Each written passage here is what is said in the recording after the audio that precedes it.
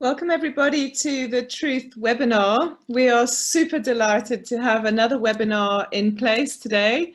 And our guest, our very special guest who I'll introduce in a moment, is Wendy Knowler. And today we're going to be unpacking some of the frustrations that South Africans feel about loyalty programs. So to all of our loyalty professionals who have joined us, thank you for joining us. And all of our webinars are available on the truth.co.za website. So if you missed some of the key highlights from today, we'll send them to you after today. And then we will obviously make them available on the Truth website. So without further ado, I'm going to introduce Wendy. Hi, Wendy, and thank you for joining us. Hi, Amanda, my pleasure. So just before we go into a few slides to introduce the topic for today, I think I don't really think I need to introduce Wendy Knowler to anyone in South Africa, but I've pulled a little bit of background, and obviously Wendy started her journalism career many years ago, 30 years ago or more, I believe. So that takes a lot of experience that you bring for us. And you obviously are a presenter on some of the most favored radio shows in the country, and you've just come off air straight away now, so we're very grateful for you rushing off air to join us. And as well as being a face and a name we know and a voice that we know on the radio, Wendy is an accomplished public speaker. She also runs customer service training, and she has a lifelong love of cars. So I'm going to put you on the spot before we kick off. Okay. What is your favorite car? My favorite car, that's a very difficult question for me to answer, because I like different cars for different things. If I had to pick one car, and it's not going to be a supercar, my 21-year-old son would be very disappointed to hear that. But if I was buying, and I had a decent amount of money, not an obscene amount of money, I would buy something like the Subaru Forester Turbo. They would tick a lot of my boxes, yes. Beautiful. There we go. Anyone looking for a great car, you've got the top tip. Lovely. So let's not talk about, I certainly can't engage in a discussion about cars. Let's talk about loyalty. So I'm going to put a few slides up initially, and then I'll allow everybody to ask you questions. So here's the slide deck for today that's going to drive the discussion points today. So what I really want to just start off with is, as we've given a quick introduction to Wendy, we actually pre-recorded an interview with Wendy because we weren't totally sure that she was going to be available on the day of this webinar. So we have a double bonus that we have a pre-recorded interview, and we have Wendy with us for questions at the end. So I'll play the pre-recorded interview as it's already ready and available. But I think just before we kick into that, what we really want to also look at is, every year, as many of you know, Truth and BrandMap run the annual white paper. BrandMap do the research amongst South Africans about loyalty program. They do BrandMap survey about a lot of different things, but we focus in on what about loyalty programs. And one of the questions we asked this year, for the first time actually, is, what do you find frustrating about loyalty programs? And the feedback is not surprising, and I'm sure Wendy will smile and agree with a lot of what comes up now, but I just want to give some insight into what has come back. So this is a survey of over 21,000 South Africans in the BrandMap survey. Just remember, the users of loyalty programs have already said, yes, we use loyalty programs, in order for them to answer this question. So I'm going to unpack this graph one by one. So the highest frustration is you have to spend a fortune to earn decent rewards. And those of you who have heard me talk about this before know that we, excuse me, we encourage you to design a program that gets over that frustration, so your customers can have a welcome offer straight away, or they can have surprise and delight offers to make the earning of points feel less onerous, and that the joining and the effort to join the program has been worthwhile, because you can extract value as quickly as possible.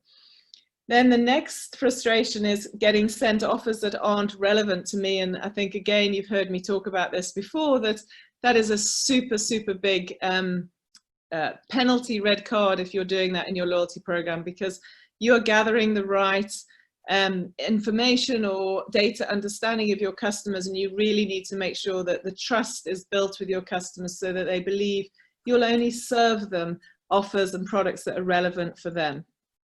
I think Wendy will talk about this later, but points that expire before I can use them is a huge frustration, as we see here in our brand map server, in the brand map and truth white paper. And there's a lot of examples of how brands do this well and how brands don't do it so well. Getting too many SMSs and emails. So again, you've acquired this wonderful database through your loyalty program, and yet a lot of brands just sort of spam that database without really thinking through how can I add value for my customer's life and their involvement in our program, and rather sending them a select few messages that are relevant.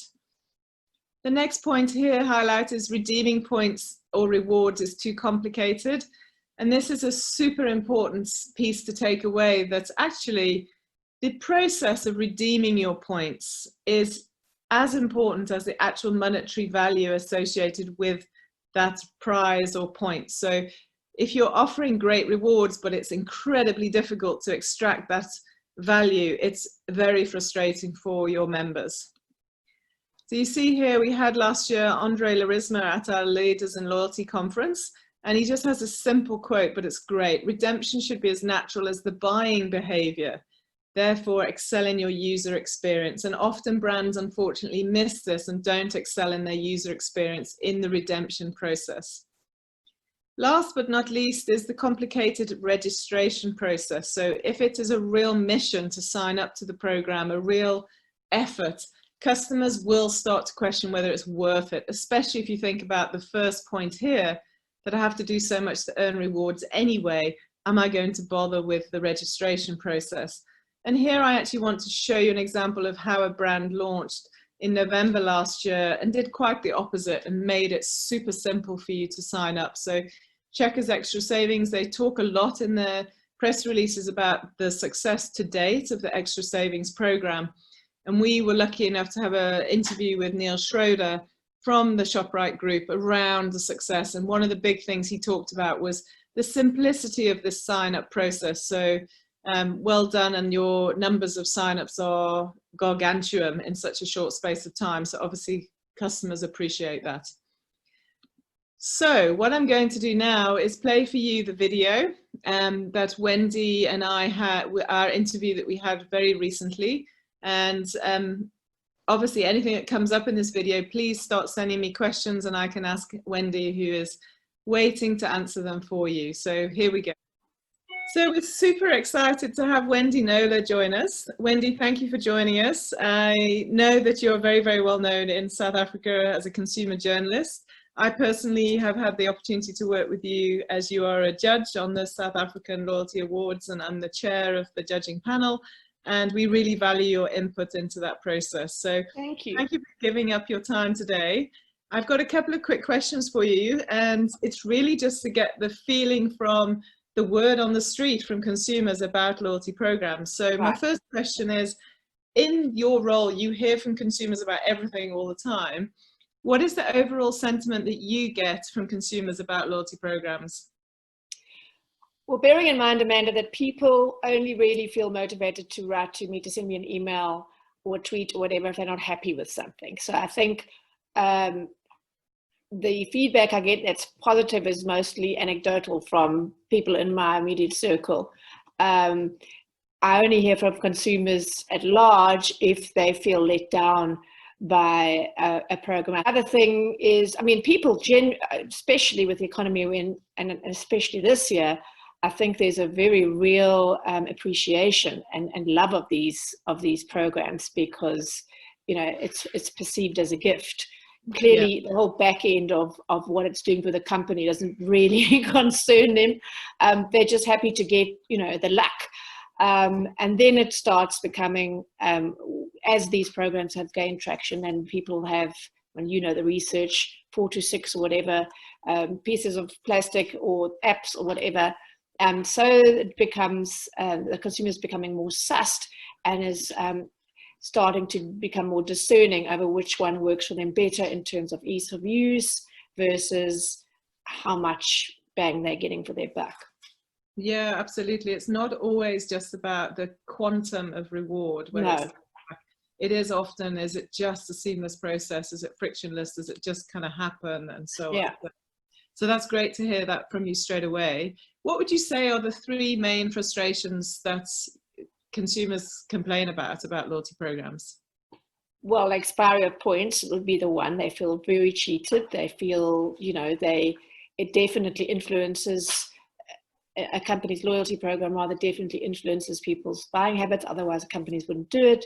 And so when they choose one supermarket over another, or one hotel group over another, and those points expire, that's probably the biggest cause of a break in affinity.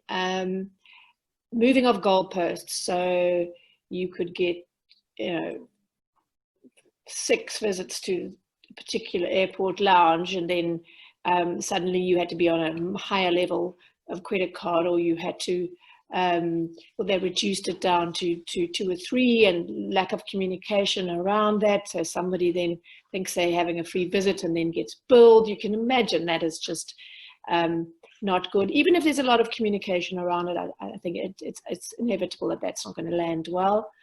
And then I've definitely seen, as the loyalty landscape has evolved, that ease of use has become huge. So people don't want to jump through too many hoops. They don't want to walk to a machine and then get something downloaded and then, you know.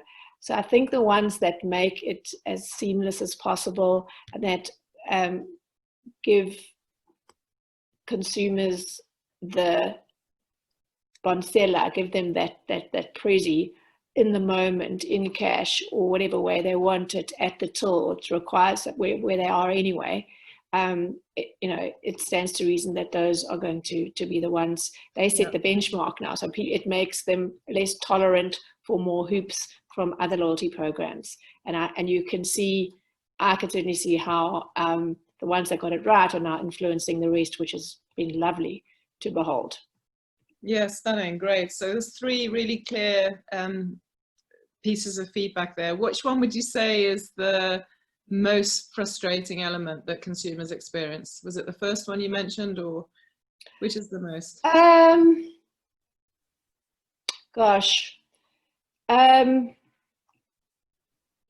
They're not really going to come to me about too much about formally to their complaint about how difficult it was for them to redeem. They just will exercise their freedom to favor one over the other.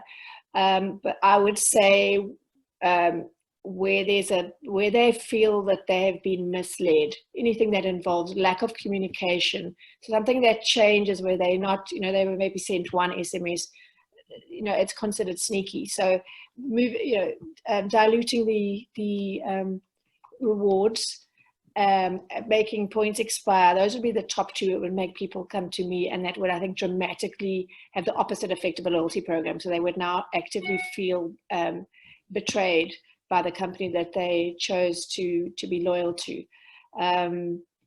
Yeah, definitely those would be the top 2 that would make them right to me. Incidentally, I often have to explain to consumers that, you know, this isn't something that is governed by the Consumer Protection Act. Because a very common complaint I'll get is that they'll be issued with a voucher, but it's not valid for 3 years. And then I have to explain only a prepaid voucher has to be valid for at least 3 years. This is a gift. This is a thank you for your loyalty. It's not a separate spend. So if they want to make it valid for 30 days or 3 days, that's entirely within their right and within their power to do so. But obviously, they're wanting to, you know, they don't want to alienate their customers. So making it valid for 3 days is not going to happen, but technically they may.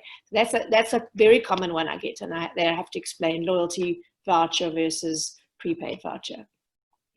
Yeah, it's quite interesting because we obviously work with loyalty program practitioners, and we have this debate over if you want to drive customers to respond to a campaign, is 3 days an adequate window? You know, I might not feel like spending today or this weekend on perfume at a store.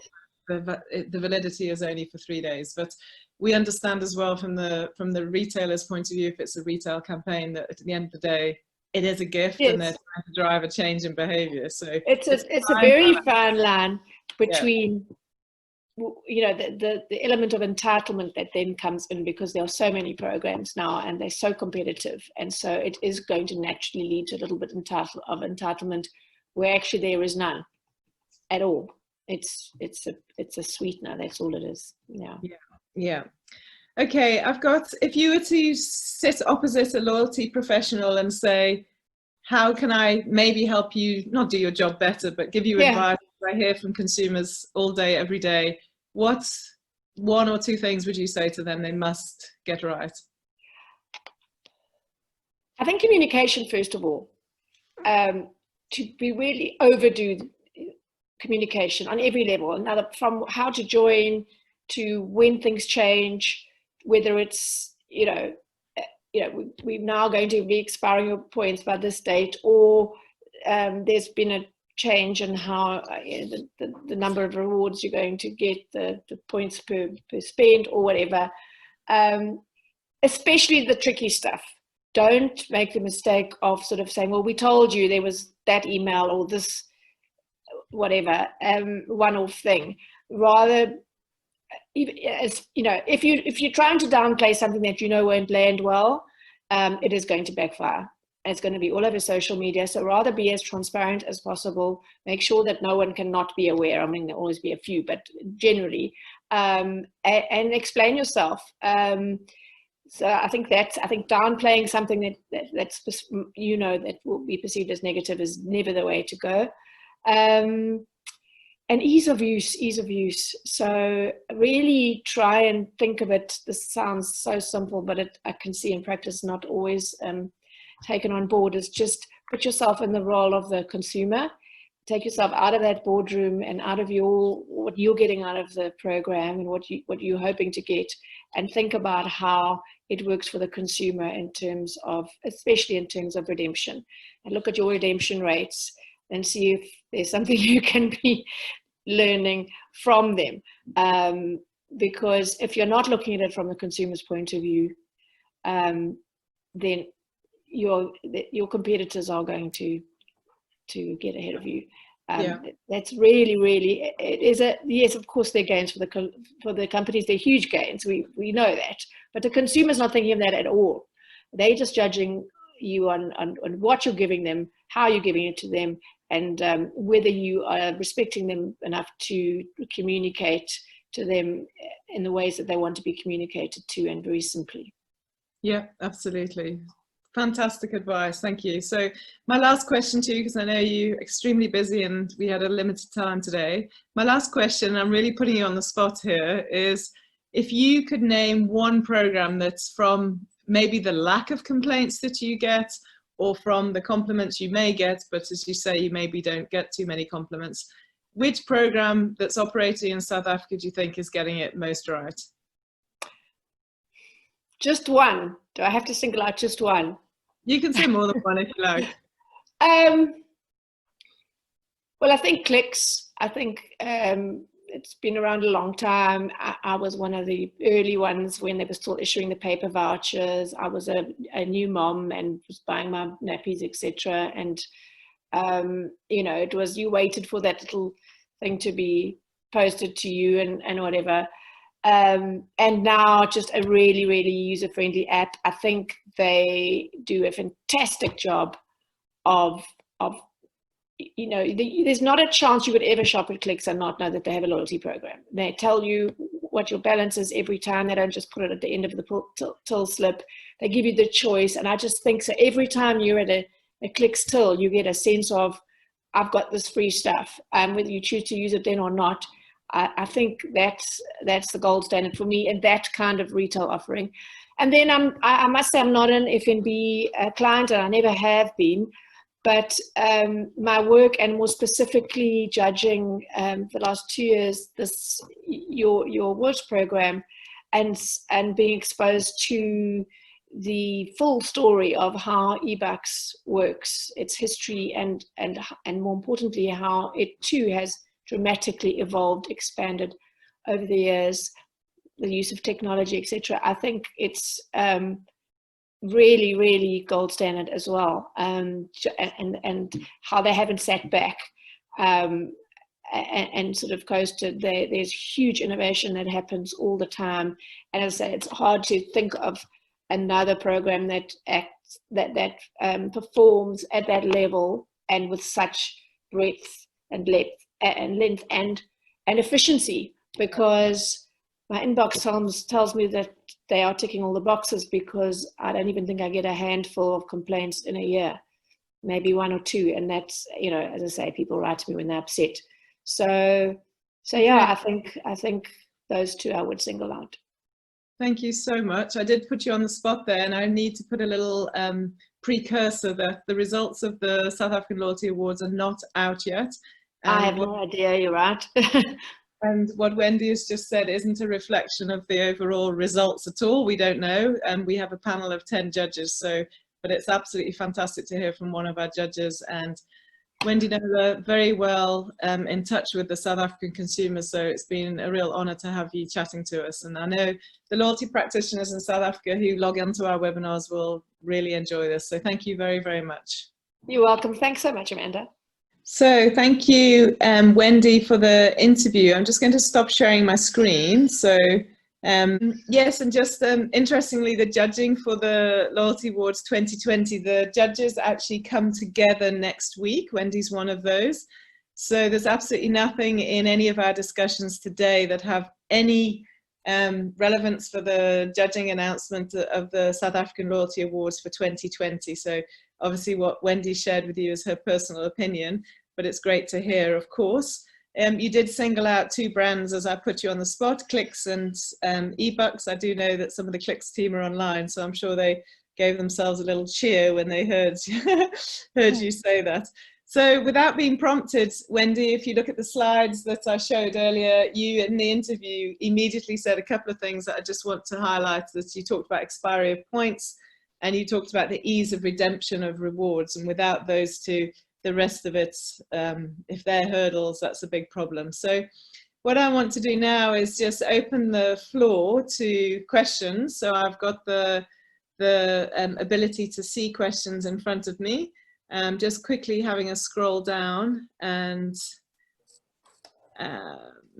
someone has asked me to go back to the three main frustrations. So if that's from the video, you definitely will be able to pick that up. So what I know for a fact Wendy did say for those questions, that's just one of the questions that's come in, was around the, as I said, expiry points and then the redemption process.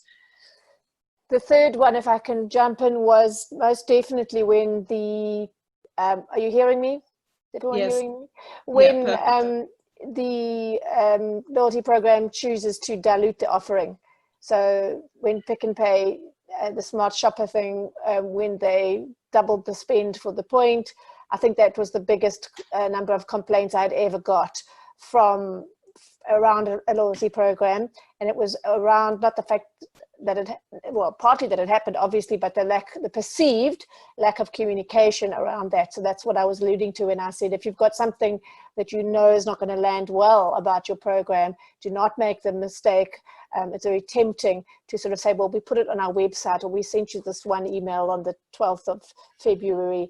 You need to be putting it on your socials. You need to be, if it's negative news, there's even more of a need to communicate it well. That is what my job has taught me, for sure. Yeah, absolutely. Because sometimes negative news is unfortunately unavoidable, and I think would be naive to think that it can always be avoided. But as you say, it's how well it's handled and communicated. Yeah. Wendy, we've got a couple of questions. One of them isn't a question, but a thank you from the Clicks team. So sure. thank you. Thanks very much for sharing your opinion that we keep our program simple and customer centric. The next question is, what would you say is the key value proposition of a loyalty program from a consumer perspective? So what is a customer going to say, that really counts for me? Well, you're requiring me to generalize, I think, because it depends on the type of program, whether it's a retail one or whether it's a hotel rewards program or whatever. But I think just a really clean bonsella, a really clean gift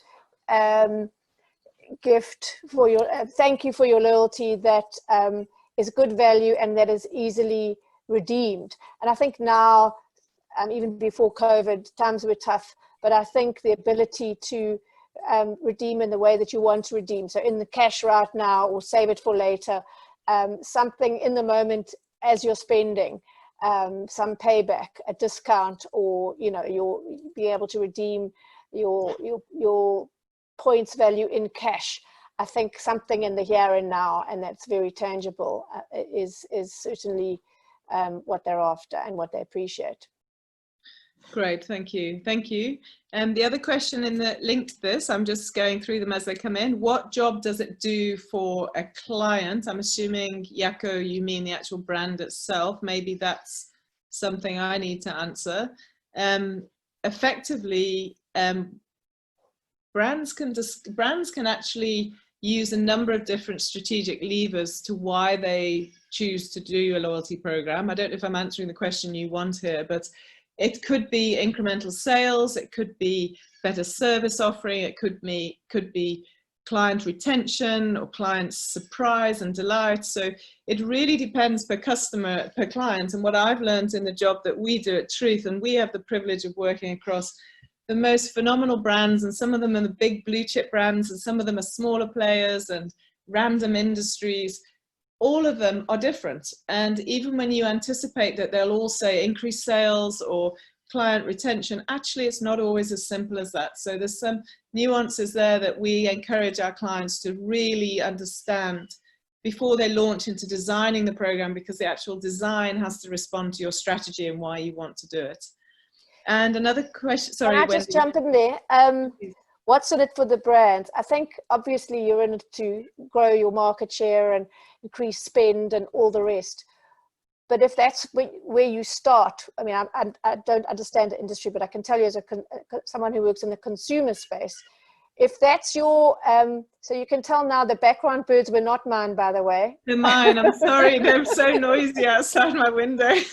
or the cars, because I live on a farm.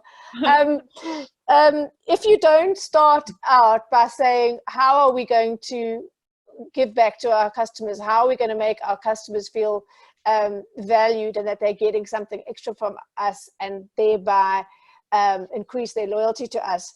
If you start with what's in it for us, then you're not going to be up there with the top loyalty schemes. Not now, not in 2020, because there are too many of them that are putting the customer first, and the customer will know very quickly if this is just a means the company has thought of to either get their customers' info,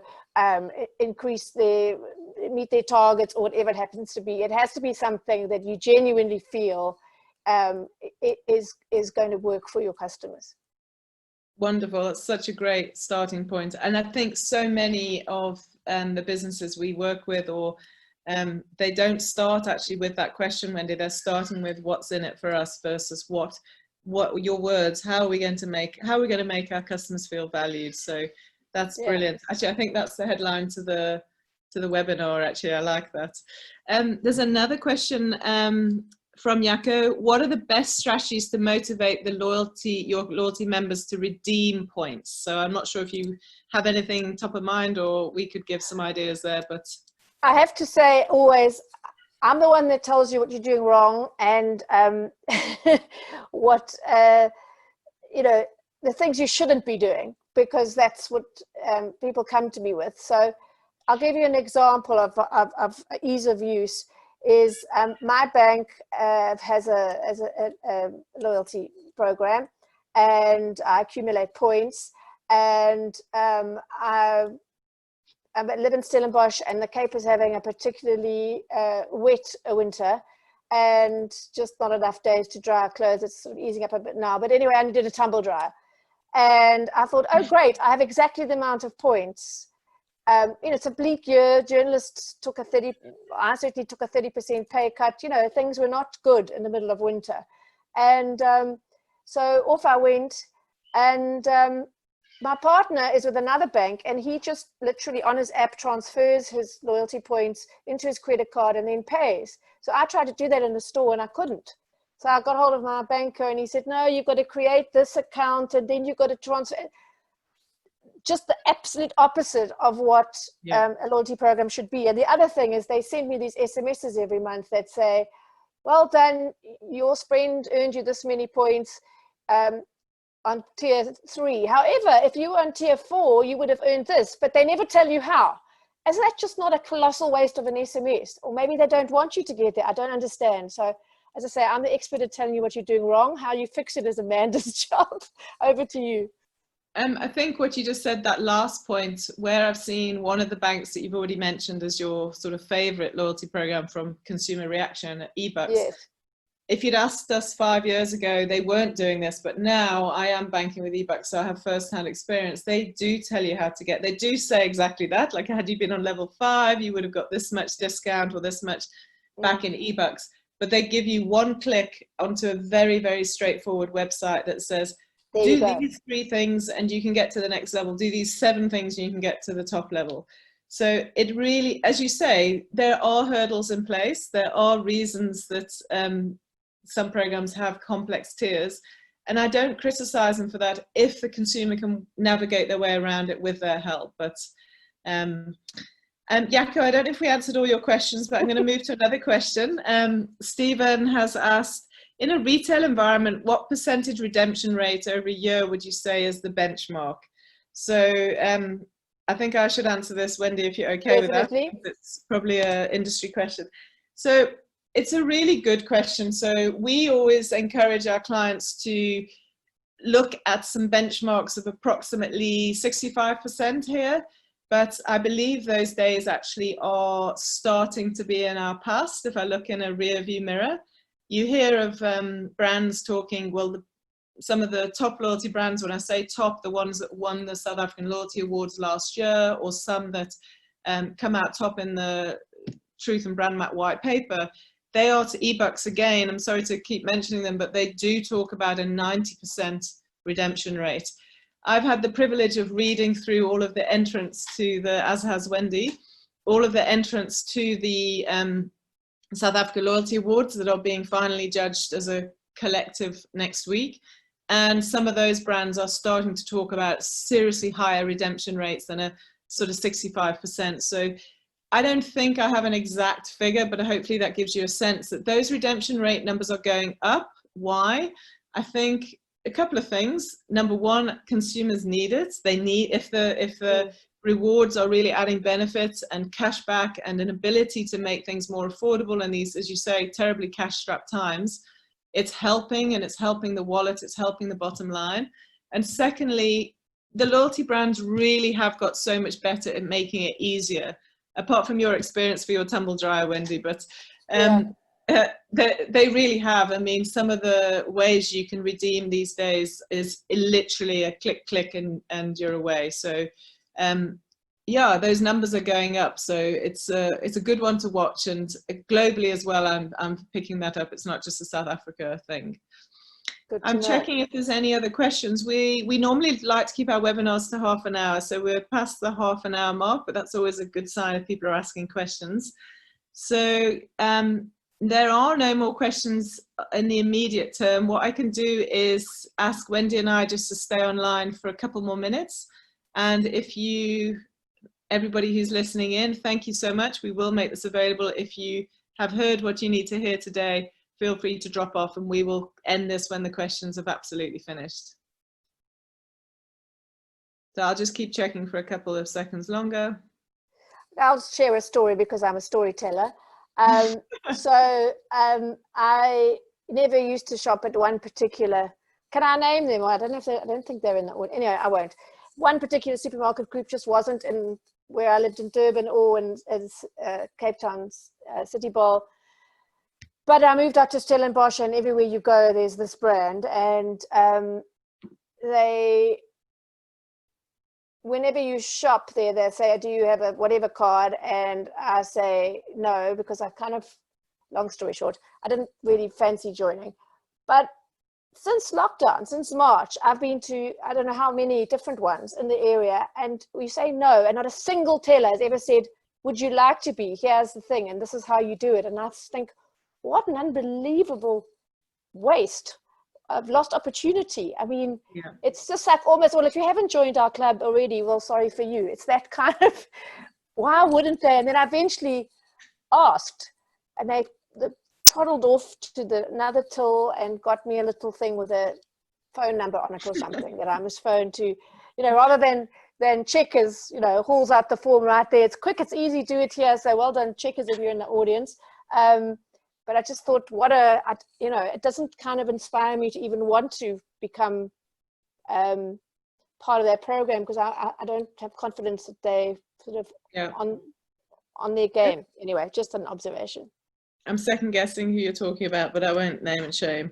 I don't think anyone from Checkers is in the audience, so I'll keep checking. I don't know everybody, but okay, we have no other questions, so I'm going to graciously bring this to a close. So I just want to say absolutely a huge thank you, Wendy. You've given up your time twice for us for this webinar. Thank you to everyone who's attended. And what's great post our webinars is we share them obviously on our website and to the attendees, and then onto social media, and I can follow what's happening on the social media channels afterwards, and they really are getting lovely reach, which means people are enjoying the content from people like yourselves. And 2 weeks ago we had Mataboho from Vodacom, who I see is online today, so thanks for joining us, Mataboho.